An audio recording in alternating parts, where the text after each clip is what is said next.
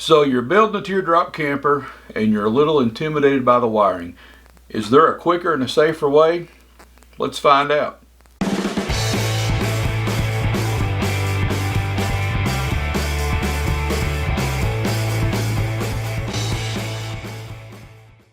Hey, welcome back everyone. If this is your first time here, welcome to the channel. And if you've been here before, well, welcome the heck back. Hey, I've been on Facebook lately on some of the DIY camper sites, and I'm seeing a lot of people saying, you know, they're intimidated by wiring up their own camper. And I can understand why. I mean, if you do it wrong, you could electrocute yourself. You could, at a minimum, burn your camper down. So wiring your camper is not something you want to do without the right skill set. Now, I'm not talking about your brake lights and turn signals. I'm talking about, do you want to be able to plug a coffee maker into your camper or a hairdryer? Do you want to be able to recharge your cell phone off of, USB outlets? If you want to do any of those things, yeah, you're going to either have to know how to wire it or have another solution. Well, this could possibly be the solution. This is the FFpower 2000 watt portable power station. Now, recently I've had a lot of companies reach out and say, hey, we've got a portable power station we want you to try. But frankly, I've turned all of them down because I don't want this channel just to be a big running commercial. But there were two things about this one that made me say yes. One is it's 2000 watts. That's a whole lot of power in this box. Most of the others are 1000 to maybe 1500. 2000 watts is kind of a big deal. The other one is that FFpower says you can charge this unit and you can use this unit at the same time. Now that doesn't sound like too big of a deal, but a lot of the other power stations say you can either charge it or you can use it. And if you try to do both, you're going to do damage to the battery. Well, FFpower says it's not a problem with this one. So with those two qualifiers in place, let's go. So, as always, this is just a review. I'm not employed by FFpower. They're not paying me to say good things about this unit. They just sent it over and I told them I was going to do an open and honest review. So let's start with the outside of the unit.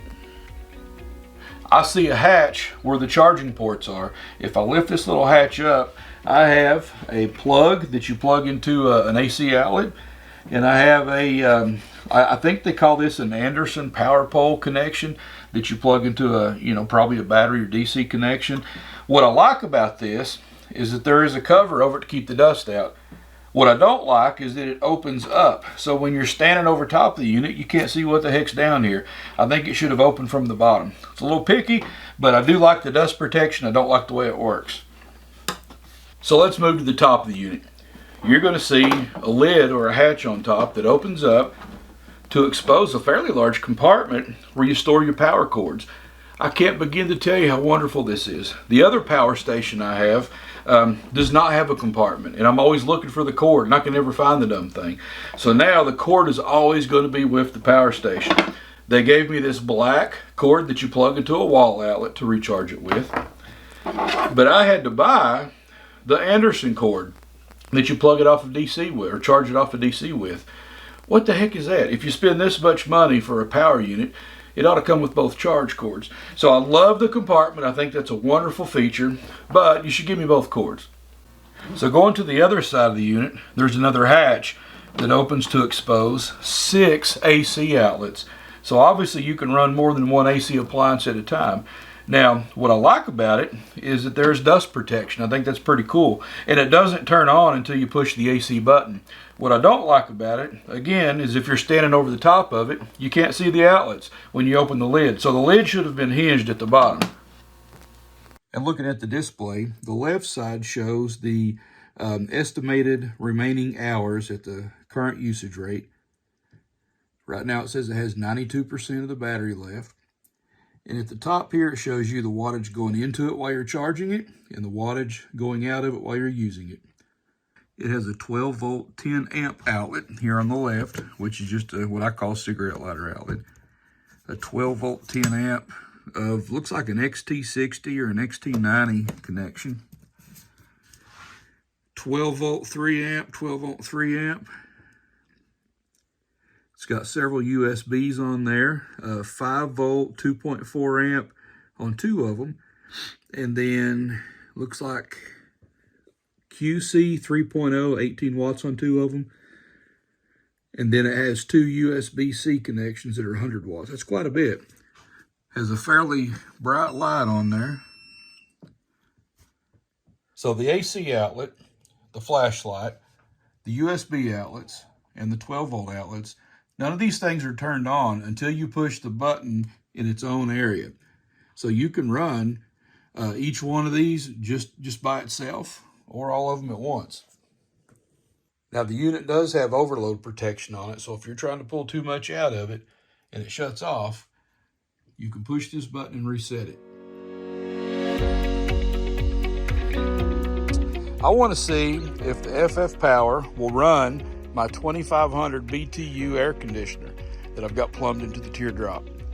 Now most small window units for a house are 5,000. This is only 2,500, so it's not as big, but I want to see what it does. And it looks like we're starting at 102 degrees.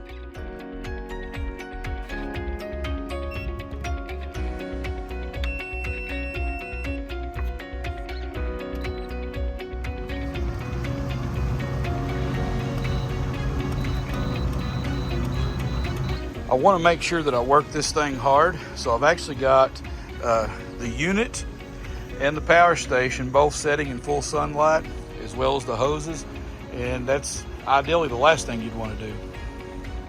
Let's give it about 30 minutes and see what it does.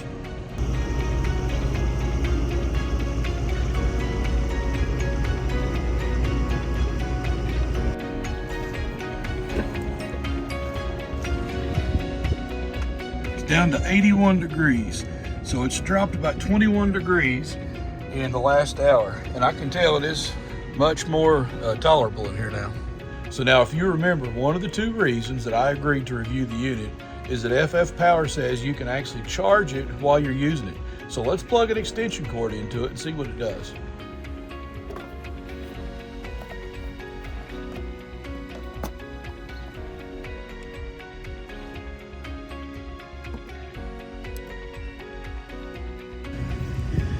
Now this screen is pretty tough to see out here in the sun, but it says there's 1,195 watts going into the unit and 382 watts coming out of the unit.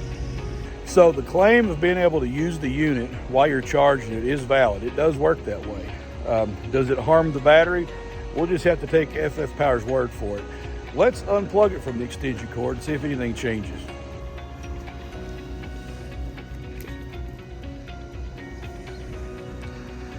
Nothing changed, it continued to run. And checking the thermometer again, it's down to 80 degrees. So we've dropped 22 degrees in 1 hour, and this thing was hot at first. So son of a gun, I can run the Teardrop air conditioner off this thing. And at around a 400 watt rate, I can get, I don't know, 4 or 5 hours of runtime on it. Would I use it for that? I don't know. If I was somewhere that didn't have power and I wanted to cool down, yeah, I probably would. So I've got it back in the shop now. I lifted the little door up. Again, I wish it would open down because I've got to get down here to see how to plug it in. But I've got it back on charge, and it's putting about 1,100 watts. Yep, exactly 1,100 watts input power. So shouldn't take too awful long. Maybe, I don't know, less than an hour to charge it back up. I just looked behind the camera and realized what this thing is going to be awesome for. Let me show you. Alright, so if you've watched my previous episodes, you know that I like to 3D print parts for the Teardrop, and these things are wonderful. These are my two 3D printers, and they work really good unless the power goes off. If the power even blinks for a second, you may be into a 20-30 hour print and it's gone. Now it says that these have a restart feature, but it doesn't really work. So this will be wonderful being able to run a 3D printer off this power unit, and if it flickers, I know I'm good. Right now I have about 1,100 watts going into the unit. Let me go into preheat mode. Preheat PLA, because that's what I'm using. Look at that. About 1,200 watts going into it and around 300 watts coming out of it. So what I want to do is start a print and then unplug the FFpower from the wall and see if there's any disruption. If there's not, Oh my gosh, this could be a huge game changer. All right, I'm not actually going to print anything. I just want to see if it'll stop when I unplug it. So let's pull the cord for the power station. Look at that, we're still going.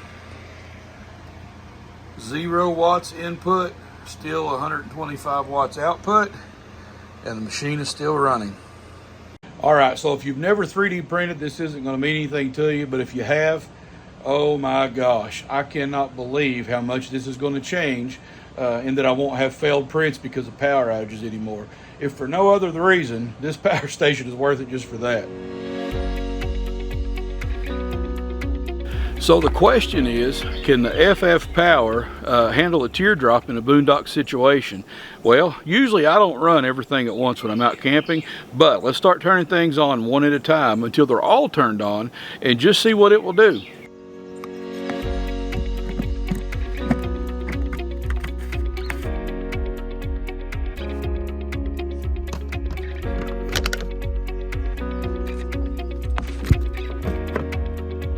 I'm using a WFCO 8735 power panel, which takes AC electricity from the campground and runs the camper while it's charging the onboard camper battery.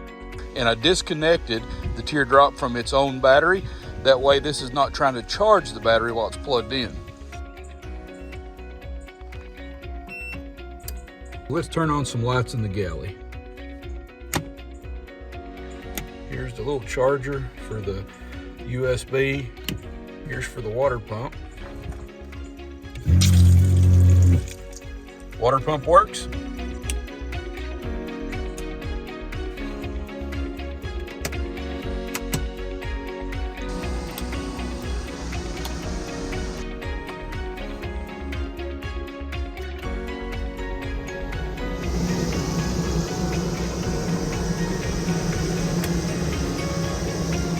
So let's turn the faucet on to start the pump and see how many watts of electricity we're pulling with all that stuff running. And the grand total is 147 watts. Oh, and using my little cheater here, it looks like there's 13.5 volts running through the DC portion of the system.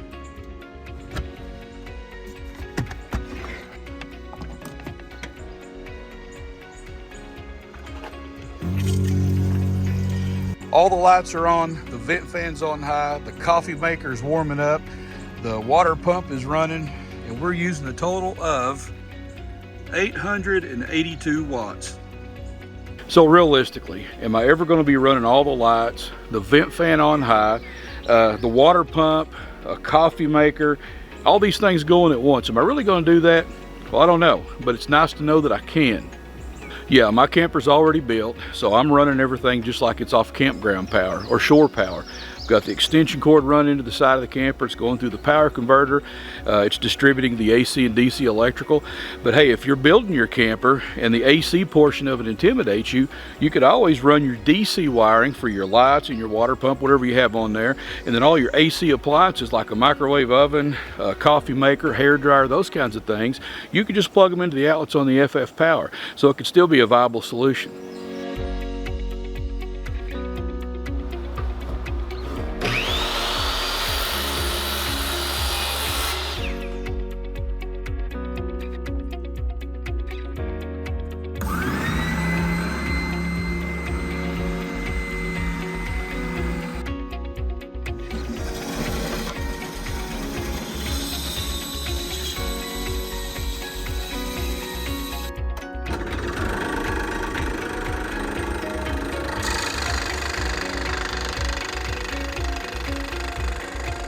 All right, so let's really push this thing. I've got a 15 amp table saw back here and a piece of plywood. I know it doesn't look like plywood, it looks like a 2x4, but this is birch plywood, a strip of it that's probably, I don't know, 25 plies. This thing, I bet it weighs 2 or 3 times as much as the 2x4. Let's run it through the table saw and see if it handles it. And I've got my phone in front of the FFpower to measure the amps. So let's go.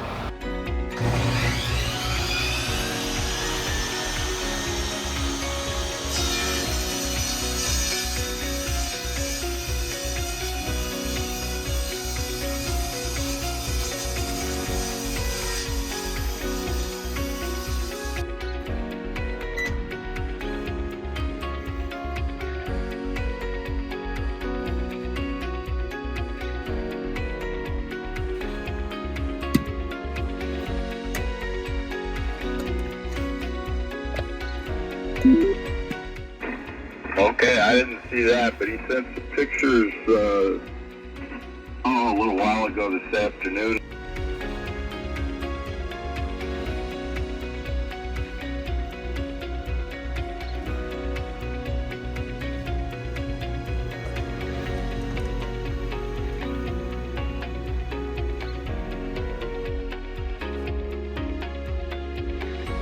So what do I think about this thing? Well, it has handled everything that I've plugged into it without any issues whatsoever, all the way from the air conditioner on the Teardrop and the water pump, a coffee maker, all the way up to a table saw and a chop saw. So yeah, I think it's going to be a good unit. Time will tell how well it lasts. Maybe a year from now I'll give you an update on the longevity. But my initial impressions are pretty good. I love that it has this storage compartment in the top for the cord. Again, I know that doesn't seem like too big of a deal to most folks, but when you've had one without it, yeah, it's a very big deal. I don't like that the screen is dim outside. Now, it doesn't hurt the functionality, so it's certainly not a deal breaker. It could be a little brighter. I love that it has the 6 AC outlets on the end where you can plug in more than one thing at a time. I'm not in love with the lid, but again, it doesn't hurt the functionality of the unit. Now, this thing is heavy. 50, 60 pounds somewhere in there.